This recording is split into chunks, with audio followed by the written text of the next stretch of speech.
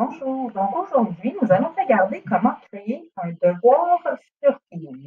Vous naviguez sur votre classe dans Teams et ensuite vous allez vers votre onglet Devoir. D'accord? Et ici, vous avez l'option de créer.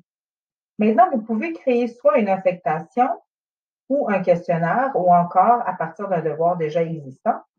Si je choisis questionnaire, je vais me diriger en fait sur l'application Forms de la suite Office Microsoft 365.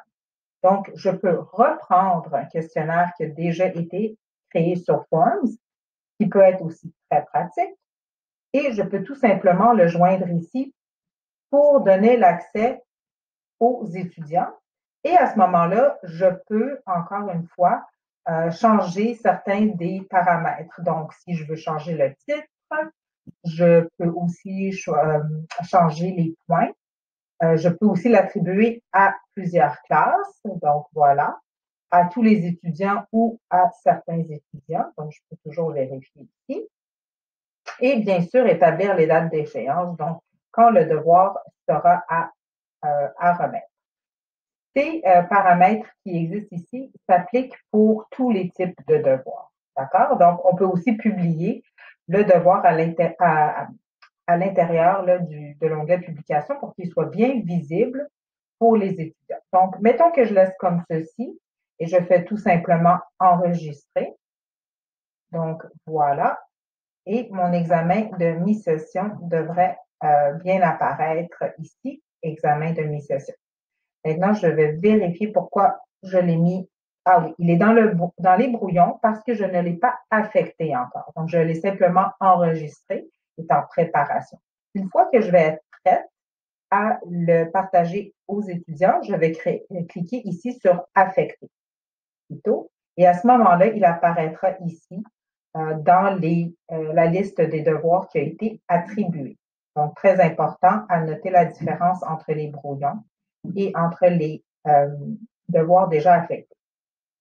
Et bien sûr, les devoirs qui ont été notés, ici, j'en ai pas. Donc, si je veux créer une nouvelle affectation, maintenant, je n'ai pas de questionnaire qui a déjà été créé. Ce que je peux faire, c'est mettre le titre de mon examen, entrer des instructions, donc je peux taper un texte, si j'ai déjà des critères, je peux les copier-coller ici, ou même ajouter des ressources. Donc, je peux aller chercher des documents sur mon appareil ou à partir d'un bloc-notes de classe ou même de mon OneDrive du Cégep ou simplement créer un nouveau fichier comme ressource ici pour les étudiants.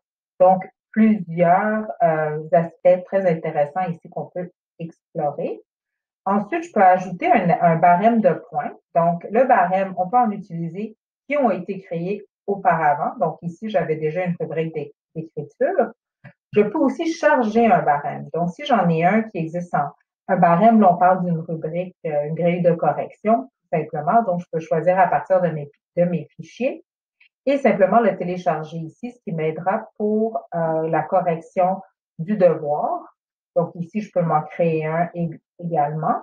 Je peux toujours le modifier, le reprendre, ajouter des critères et le partager, bien sûr, avec les étudiants pour qu'ils sachent comment le devoir sera corrigé. Donc, voilà. Ensuite, même chose, j'attribue le devoir au groupe.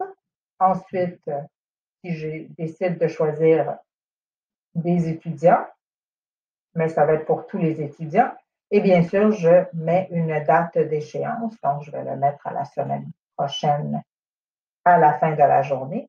Je peux aussi me permettre d'avoir une remise tardive. Donc, je peux avoir une seconde date à ce moment-là pour dire que je permettrai d'avoir que la date de clôture sera en fait repoussée un tout petit peu, donc pour permettre une certaine marge de manœuvre aux étudiants. Donc voilà.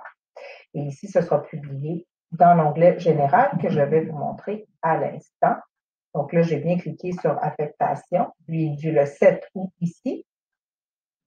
Et on voit à ce moment-là que ici, voilà, les étudiants verront dans la publication du cours que l'examen, bien sûr, là, je l'ai fait 2 fois, donc 2 fois l'examen a été affiché et qu'ils doivent cliquer dessus pour aller le voir. Eux, ils le verront aussi à partir d'ici, pourront aller retrouver les devoirs à ce moment-là et voir dans leur groupe s'ils ont des devoirs à remettre en tant qu'étudiants. Donc, voilà comment on procède pour la création de devoirs.